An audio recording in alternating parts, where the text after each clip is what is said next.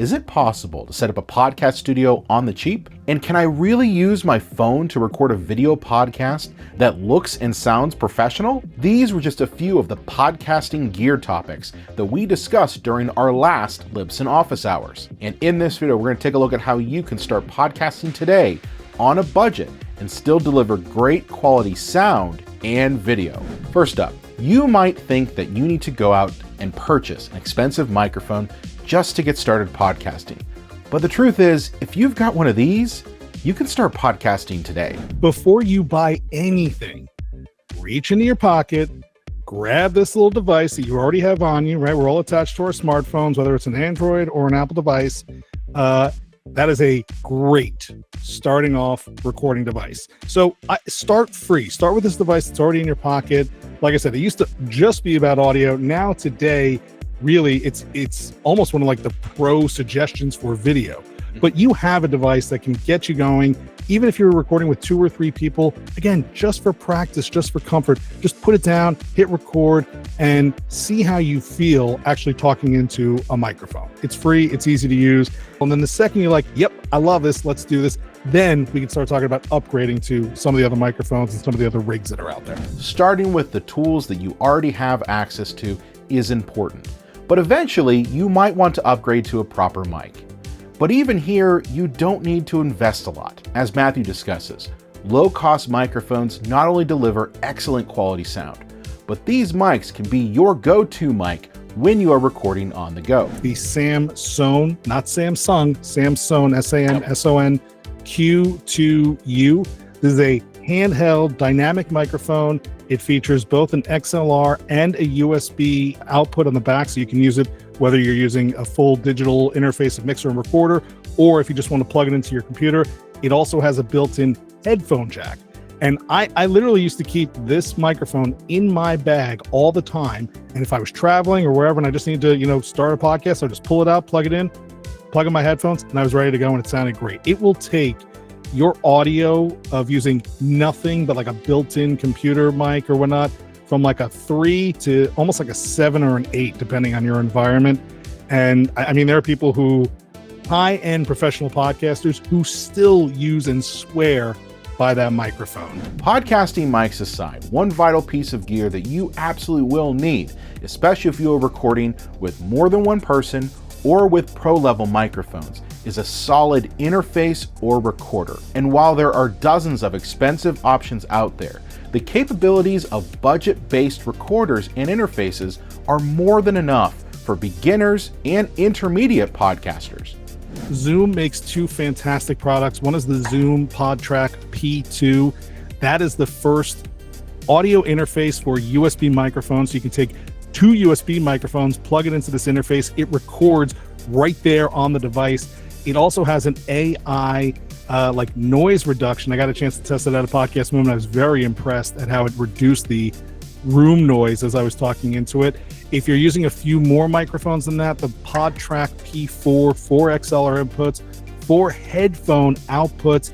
It's got the little sound pads on it, so you can run your whole show from this $150 device. That's what I call it. It's a literal Swiss Army knife. Yeah, I mean, it can connect to the computer, play audio off your computer, connect to somebody on Zoom or Google Meet or Riverside or whatever you want to use. It can also, if you get a TRRS cable, you could plug your smartphone into it.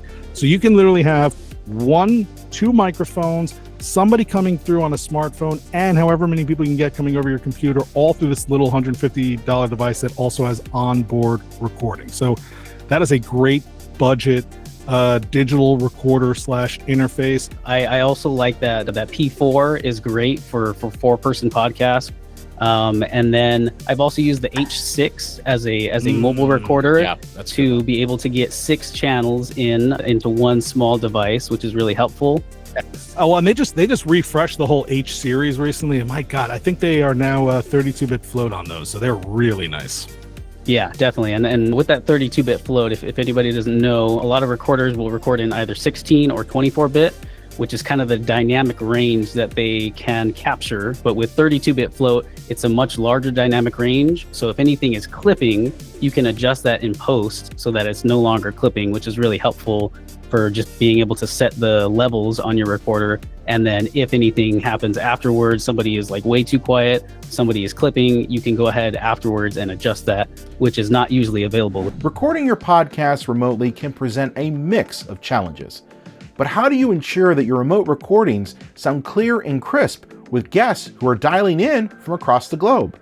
In this situation, when you're talking about people in multiple time zones and different locations and not having a big budget, tempted to always say, hey, try Riverside, try, Descriptive Squadcast and whatnot.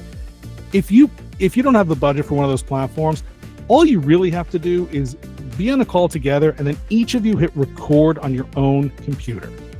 Get that direct recording of the microphone into your computer, whether it's QuickTime or the voice recording app in a Microsoft window. Get that high quality signal off the microphone. And then you shouldn't have to do a whole ton of EQ, right? Zoom processes your audio a lot and people don't love the sound of it. So getting those local recordings and then using your AI after you're done editing to just say, hey, just smooth this out, that should put you in pretty good shape. Video is a hot topic when we're talking about podcasting. And you might think that you have to go out and buy an expensive camera just to get started. That said, you might be surprised how accessible and cheap it is to add video to your podcast. Here in my basement, I've got a Logitech Brio with a 4K USB webcam. It is not super fancy, but it plugs in, small footprint, doesn't block my screen. It's great. For a while there, I did have my iPhone set up here as my continuity camera, and it was fantastic. It looked better than most of the other things that I'm talking about. I just hate not being able to access my phone while I'm working, because it's one of those things that when you get the notice from either Verizon or AT&T, like, oh, now you can upgrade. You're like, oh yeah, I'll upgrade, but then I just won't sell my phone and use that as your main podcast camera. Yeah, right? It's very tempting. Yeah. Emilio, what about you? Do you dive into the video world a little bit? Yeah, a little bit. So right now I'm using the continuity cam on my iPhone, which I think is great and is easy and accessible. For recording video podcasts, I originally got started in video on the Panasonic Lumix GH5, and it was a little bit cheaper than the Sony cameras at the time, but they could record long length videos without overheating. So that's what I got used to. And then getting into the GH6, GH7, I think they're all great, but that's just what I got used to. Nowadays, Sony cameras are really great for video. But yeah, that's what I'm using right now. Regardless of what camera you decide to use, believe it or not, lighting is the secret to getting great quality video for your podcast.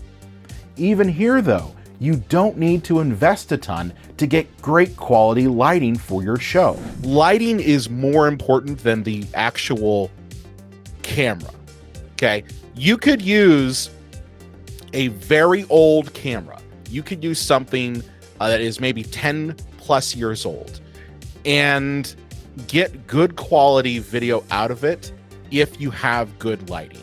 I'm using a clamp light from Lowe's or Home Depot with an LED bulb in it. That's my primary light right now. Okay. That costs maybe 20 bucks. Okay. I have two LED mini USB panels that are off to the side of me that are filling in my face. So it's a thing that as long as you understand that, hey, the whole goal of lighting is to illuminate your face, maybe provide a little bit of background light, you literally could go to Lowe's, grab a little clamp-on light with an LED bulb. That's what I would suggest anyone who's getting into video get to just start. These were just a small sample of the topics that we covered during our last Libsyn Office Hours. If you want to supercharge your podcast skills and get your questions answered by Matthew, Emilio, and myself, be sure to register for next month's Libsyn Office Hours. Use the link in the description to save your spot and register today.